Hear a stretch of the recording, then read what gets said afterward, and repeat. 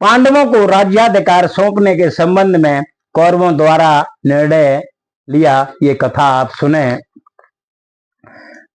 पंच पांडवों का द्रौपदी के साथ विधि पूर्वक विवाहोत्सव संपन्न हो जाने के बाद श्री कृष्ण ने भेंट स्वरूप वैदुर्य आदि मणियों से युक्त सोने के आभूषण, मूल्यवान वस्त्र, हाथी, घोड़े व असंख्य मोहरें तथा शुद्ध सोने के आभूषण बड़ी मात्रा में दिए। युधिष्ठिर ने श्री कृष्ण की खुशी के लिए उनकी भेंट को सहर्ष स्वीकार किया। द्रौपदी का विवाह पांचों पांडवों के साथ हुआ है तथा लक्ष्य भेदने वाला वीर अर्जुन है, वह शाल्य राजा को पटकने वाला भीम। इस तरह की खबर सभी राजाओं को अपने दूतों के द्वारा ज्ञात हुई। समाचार मिलते ही सभी लोग पांडवों के बच जाने की प्रसन्नता प्रकट कर रहे थे। कौरवों के दुर्व्यवहार से दुखी होकर उन्हें धिक्कार रहे थे। यदि वास्तव में दुखी थे तो दुर्योधन सहित सभी कौरव एवं उनके इष्टमत मित्र जैसे शकुनी, कर्ण आदि। सर्वप्रथम यह समाचार अंधे धृतराष्ट्र को विदुर ने दिया। विदुर जी धृतराष्ट्र से बोले, महाराज धन्य है, कुरुवंश की प्रगति हो रही है, बड़ी खुशी की बात है। द्रुपद नगर से सभी भाई स्वयंवर से वापस आ गए हैं। धृतराष्ट्र ने दुर्योधन को सफलता मिली है, ऐसा सोचकर कहा, विदुर जी, द्रौपदी मेरे द्वारा मेरे पुत्र दुर्योधन को मिल गई, मैं बहुत खुश हूं। बरबधू को मेरे पास लाइए, मेरी तरफ से द्रौपदी को तरह तरह के आभूषण उपहार स्वरूप भेंट दीजिए। फिर विदुर जी ने कहा, द्रौपदी की शादी पांडवों के साथ हुई है, वे बड़े ही सुखपूर्वक खुशी के साथ द्रुपद नगर में रह रहे हैं। यह सुनकर धृतराष्ट्र तो मन ही मन बहुत दुखी हुए। बोले, विदुर, पांडवों को तो मैं अपने पुत्रों से भी अधिक प्यार करता हूँ।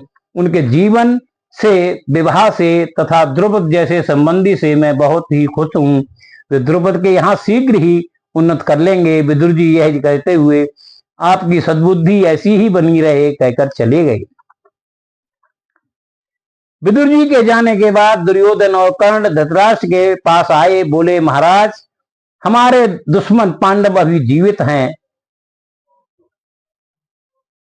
उन्नति कर रहे हैं और आप खुश हो रहे हैं। मेरा विचार है कि कुछ विश्वासी गुप्तचर एवं चतुर ब्राह्मणों को भेजकर कुंती और द्रौपदी में मन मुटाव पैदा करा दिया जाए तथा राजा द्रुपद, उनके पुत्र धृष्टद्युम्न व मंत्रियों को धन का लोभ देकर बस में कर लिया जाए, जिससे वे पांडवों को अपने राज से बाहर निकाल दें, या किसी तरह षड्यंत्र कर भीमसेन को ही मार दिया जाए।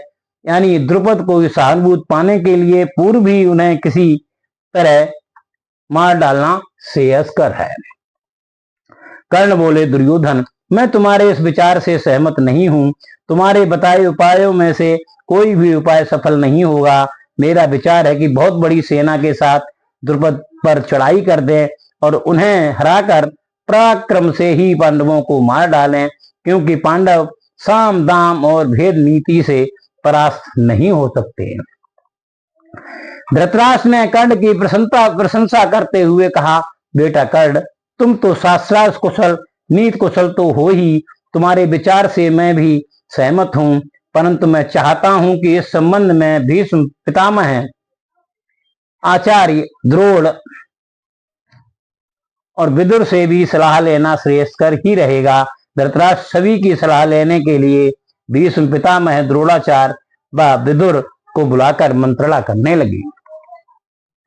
भीष्म पितामह, विदुर और द्रोणाचार्य तीनों ने ही धृतराष्ट्र को नेक सलाह देते हुए समझाया कि हे धृतराष्ट्र, सारी प्रजा पांडवों के धर्मानुसार चलने के कारण हार्दिक प्यार व स्नेह करती है। लाक्षागृह में पांडवों को कौरवों द्वारा जीवित जला देने के षड्यंत्र को बच्चे, बूढ़े, स्त्री, पुरुष सभी जानते हैं, जिसकी सभी घोर निंदा करते हैं।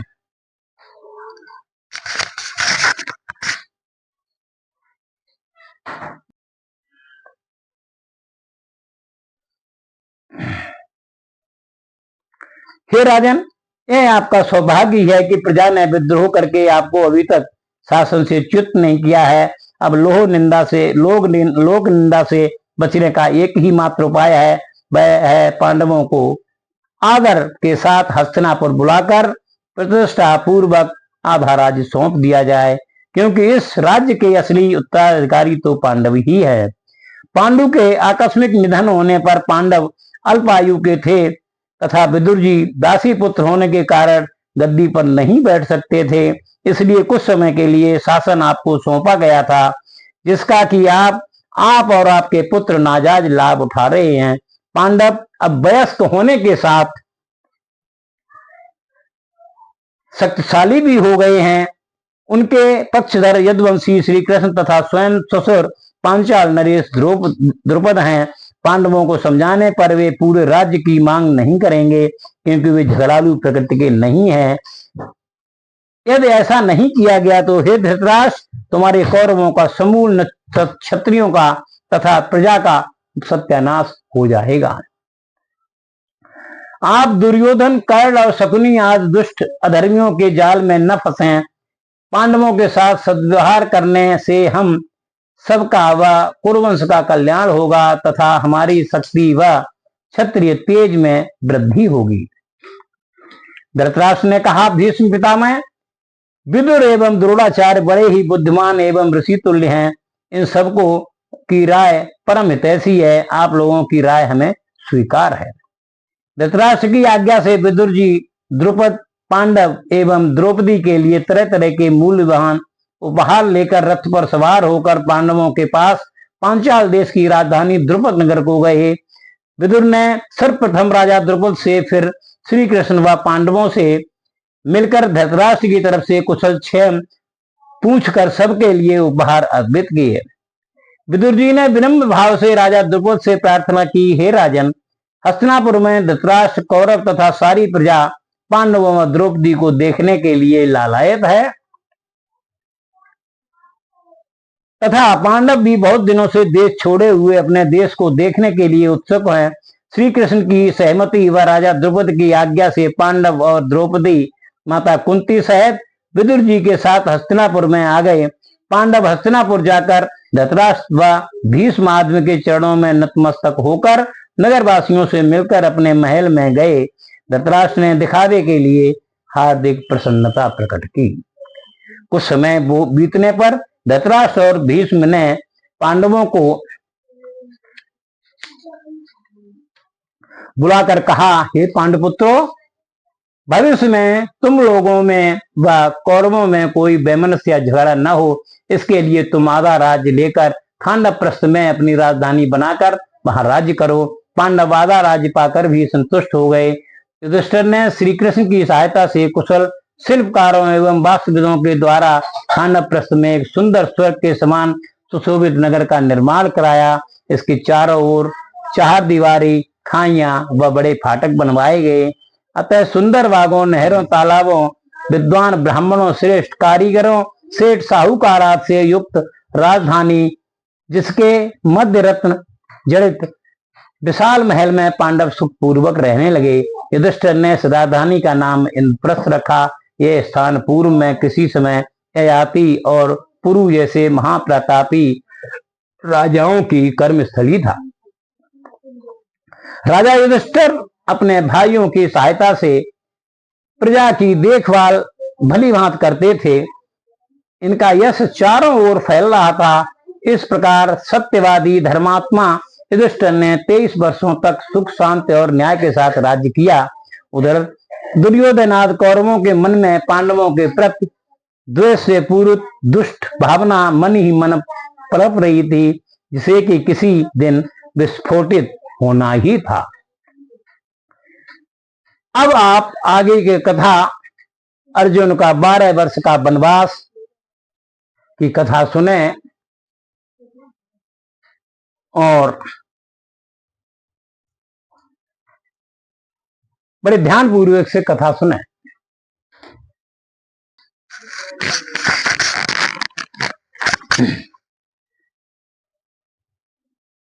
अर्जुन को 12 वर्ष का वनवास। पांडव सुखपूर्वक अपना राज्य कर रहे थे। राज्य में किसी को कोई कष्ट नहीं था। ये जानकर वे सब निश्चिंत थे। एक दिन एक ब्राह्मण भयंकर विलाप करता हुआ इंद्रप्रस्थ में आकर राजभवन के दरवाजे पर पांडवों को भला बुरा कहते हुए चिल्लाने लगा। ब्राह्मण कह रहा था, कि दुष्ट लुटेरे मेरी गायें बलपूर्वक अपहरण करके ले जा रहे हैं। हे पांडवों, तुम उनका पीछा कर मेरी गायें दिलवाओ। इधर धर्म कर्म का लोप हो रहा है और तुम लोग सुखपूर्वक आनंद कर रहे हो। अर्जुन ब्राह्मणों को गौओं को वापस दिलवाने का आश्वासन देकर अपना धनुष बाण लेने गए। इनका धनुष जिस कमरे में था उसी कमरे में युधिष्ठिर द्रौपदी के साथ एकांतवास कर रहे थे। पूर्व निश्चित नियमानुसार उस कमरे में नहीं जा सकते थे, क्योंकि उस कमरे में जाने से उन्हें 12 वर्ष के लिए वनवासी जीवन व्यतीत करना पड़ा। फिर भी इस तपस्वी ब्राह्मण की सहायता करना मेरा परम कर्तव्य है। ब्राह्मण की सहायता करने में चाहे प्राण त्यागना पड़े, बन जाना पड़े, मैं शस्त्र लेने अवश्य ही जाऊंगा, क्योंकि शरीर से बढ़कर धर्म बड़ा होता है। और वह निश्चय कर राजा ज्ञा प्राप्त कर अपना धनुष बाण लाए और लुटेरों को मारकर ब्राह्मण को गाय वापस कर दी। तत्पश्चात दुर्योधन राजा युधिष्ठिर की आज्ञा से 12 वर्ष के लिए प्रतिज्ञा भंग होने के कारण वनवास को चली गई। वनवासी जीवन को ग्रहण करने के उपरांत सैकड़ों अद्भुत वनों, उपवनों, नदी, तड़ाकों और आदि तीर्थ स्थानों का दर्शन करते हुए हरिद्वार पहुंचे। एक दिन अर्जुन गंगा में स्नान और तर्पण करके आगे के नित्य कर्म के लिए जल से बाहर निकलना ही चाहते थे कि पाताल में रहने वाली उलूपी नाम की कन्या नागराज की पुत्री कामोन्माद के कारण अर्जुन पर मोहित होकर उन्हें पाताल लोक में घसीट ले गई। वहां अर्जुन ने नाग कन्या से पूछा, हे सुभगे, तुम कौन हो तथा मुझे यहाँ क्यों लाई हो? आपने कैसे साहस किया है? उलूपी बोली, मैं कौख्य नामक नागराज की कन्या हूँ। मैं काम के वशीभूत होकर आपसे शादी करना चाहती हूँ। अर्जुन बोले, हे भद्रे, मुझे धर्मराज युधिष्ठिर ने 12 वर्ष तक ब्रह्मचर्य से रहने की आज्ञा दी है। मैं स्वतंत्र नहीं हूँ। उलूपी बोली, हे अर्जुन, मुझे सब कुछ आप लोगों के विषय में मालूम है। मैं दुखिया हूँ, आपके सामने रो रही हूँ। दुखी की रक्षा करना भी तो धर्म है। यदि आपने मेरी काम वासना की पूर्ति नहीं की, मेरी अभिलाषा पूरी नहीं की, तो मैं अभी प्राण त्याग दूंगी, जिससे आप पाप के भागी होंगे। मेरी इच्छा पूर्ति करने से आपका धर्म नष्ट नहीं होगा। धर्म युक्त उलूपी के बातें सुनकर अर्जुन ने उलूपी की इच्छा पूर्ण कर प्रातः काल हरिद्वार वापस आ गए। चलते चलते नाग कन्या से ने अर्जुन को वर दिया कि किसी भी जलचर प्राणी से आपको भय नहीं होगा। सारे जलचर प्राणी आपके अधीन रहेंगे। फिर अर्जुन हिमालय की अगस्त्य वट, वशिष्ठ पर्वत, भृगुतुंग पर्वत आदि तीर्थ स्थानों का भ्रमण करते हुए पूर्व दिशा में महेंद्र पर्वत के दर्शन करते हुए समुद्र के किनारे मणिपुर पहुंचे। वहां धर्मात्मा चित्रवाहन का राज्य था। उनकी सर्वांग सुंदरी कन्या चित्रांगदा को देखकर मोहित होकर उसके प्रेम पिपासु हो गए। कुमारी को प्राप्त करने के लिए अर्जुन धर्मात्मा चित्रवाहन से मिले और बोले, हे राजन, मैं कुलीन क्षत्रिय पुत्र हूँ, आप मुझे अपनी कन्या दे दीजिए। चित्रवाहन अर्जुन का परिचय अच्छी तरह जानकर बोले, हे पुरुष श्रेष्ठ, मैं आपका अपनी कन्या से विवाह कर सकता हूँ, परंतु बात यह है कि मेरे पूर्वजों में प्रभंजन नाम के राजा की कोई संतान न होने से उन्होंने घोर तपस्या की। भगवान शंकर ने प्रसन्न होकर वर दिया था कि तुम्हारे वंश में सबकी एक एक संतान होती जाएगी। उसी परंपरा के अनुसार मेरी एक ही कन्या है और मैं इसे पुत्र ही समझता हूँ। मेरी पुत्री धर्म के अनुसार इसकी शादी मैं करूंगा, परंतु शर्त यह है कि इसका पहला पुत्र कृपया हमें दें, जिससे इसका पुत्र मेरा दत्तक पुत्र हो जाए और मेरा वंश प्रवर्तक बने। अर्जुन ने राजा की शर्त सहर्ष स्वीकार कर ली। चित्रांगदा का अर्जुन के साथ विधिवत विवाह हो गया और अर्जुन 3 वर्षों तक चित्रांगदा के साथ रहे। चित्रांगदा के गर्भ से पुत्र उत्पन्न हुआ, जिसका नाम अर्जुन ने बब्रवाहन रखा। राजा चित्रवाहन ने आज्ञा प्राप्त कर अर्जुन दक्षिण भारत की तीर्थ यात्रा पर निकले। वहां से समुद्र की किरणें किनारे किनारे चलते हुए अगस्त्य ऋषि, सौमद्र ऋषि तीर्थ, पोलोमन तीर्थ, कारंधमती और भारद्वाज तीर्थ गए। इन तीर्थों में ग्रह के भय से ऋषि मुनि या अन्य कोई भी स्नान नहीं करता था। अर्जुन ने जानबूझकर सौभद्र तीर्थ में स्नान करने को जल में प्रवेश किया। उनमें से एक ग्रह अर्जुन के पैर को पकड़कर खींचने लगा, परंतु अर्जुन उस ग्रह सहित जल से बाहर निकल आए। जल से बाहर आते ही ग्रह एक सुंदरी अप्सरा के रूप में बदल गया। अर्जुन बोले, हे सुंदरी, तुम कौन हो? अप्सरा बोली, मैं कुबेर की प्रियसी बरगा नाम की अप्सरा हूँ। मेरी और 4 सखियां कुबेर के पास जा रही थी कि रास्ते में एक तेजस्वी तपस्वी के तप में हम लोग बाधा डालने के लिए नाच गाना करके रिझाने लगे। वह तपस्वी हम लोगों के कारण काम के बस में नहीं हुआ, परंतु क्रोधवश साप दे दिया। तुम लोग मगर होकर भी 100 वर्षों तक जल में रहो। 100 वर्ष पूरे होने पर हे वीरवर, आपने मेरा उद्धार कर दिया। अब कृपा कर मेरी उन 4 सखियों का भी उद्धार कीजिए। अर्जुन ने परम अप्सराओं का भी उद्धार कर दिया। अब वे तीर्थ बाधा रहित हो गए। अर्जुन यहां से फिर समुद्र के पश्चिमी तटवर्ती तीर्थों की यात्रा पर निकले। अब अर्जुन प्रभास क्षेत्र में गए तथा श्री कृष्ण उनसे मिलने आए। श्री कृष्ण ने अर्जुन का राजोचित सम्मान किया। रथ पर सवार होकर दोनों मित्र द्वारकापुरी आ गए। दोनों साथ ही उठते बैठते थे। एक दिन एक मेले में अर्जुन वसुदेव की लड़की व श्री कृष्ण की बहन सुभद्रा को देखकर मोहित हो गए। भगवान श्री कृष्ण अर्जुन की मनोभावना को समझकर बोले, हे अर्जुन, क्षत्रियों के यहाँ तो स्वयंवर का नियम है, परंतु उसमें निश्चित नहीं कि सुभद्रा आपको ही माला पहनाए। क्षत्रियों में बलपूर्वक कन्याओं का अपहरण करके भी ब्याहने का नियम है। तुम्हारे लिए यही मार्ग उत्तम है। तुम ऐसा करो। इस तरह श्री कृष्ण और अर्जुन ने ऐसा करने के लिए दूत भेजकर युधिष्ठिर से आज्ञा प्राप्त कर ली। एक दिन सुभद्रा रेवतक पर्वत पर देवताओं की पूजा अर्चना कर द्वारका जाने के लिए रथ की ओर आगे बढ़ी। ठीक उसी समय अर्जुन ने पूर्व योजना के अनुसार सुभद्रा को उठाकर सुवर्णमय रथ में बिठा लिया और अपने नगर को चल दिए। सुभद्रा के रक्षक ने चिल्लाते दौड़ते सुधर्मा सभा में पहुंचकर सुभद्रा हरण की सूचना सभापाल को दी। सभापाल ने वृद्ध की तैयारी के लिए डंका बजवा दिया। तभी सेना व नागरिक अपने अपने अस्त्र, रथ, घोड़े, हाथी तैयार कर युद्ध हेतु एकत्र होने लगे। परंतु श्री कृष्ण को इन सब लोगों की तैयारी देखकर सिर में जूं भी नहीं रेंग रही थी। बलराम जी बोले, हे भाइयों, हम सब युद्ध की तैयारी कर रहे हैं, परंतु श्री कृष्ण मौन हैं, ऐसा क्यों?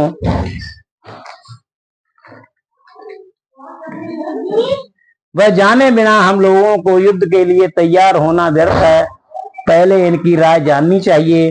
श्री कृष्ण से बलराम जी बोले, हे श्री कृष्ण, तुम्हारे दोस्त ने जिसका कि हम लोगों ने इसका सम्मान किया, उसने सुभद्रा का अपहरण कर हम लोगों को अपमानित कर तिरस्कृत किया है और तुम चुपचाप बैठे हो, ऐसा क्यों? मैं अर्जुन की इस शरारत को सहन नहीं कर सकता। कुरुवंशियों को समाप्त करने के लिए मैं अकेला ही सक्षम हूँ। सभी यदुवंशियों ने भी बलराम जी का समर्थन किया।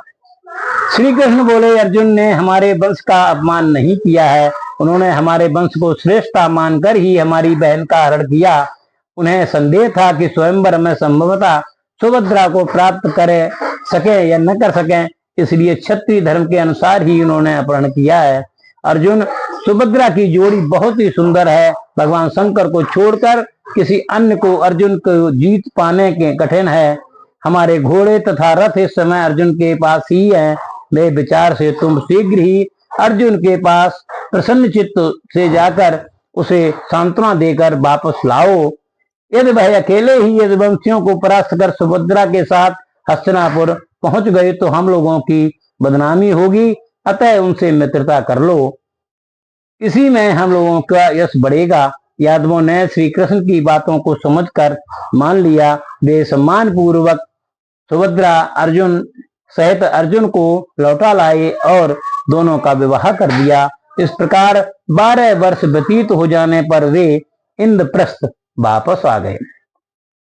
इस प्रकार आदि पर्व की कथा संपन्न हुई। अब आगे जो है संपूर्ण महाभारत कथा में सभा पर्व की कथा अगले ब्लॉग में सुने। आपका बहुत बहुत धन्यवाद।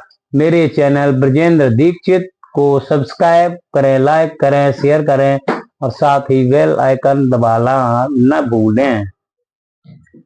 जय जय श्री कृष्णा।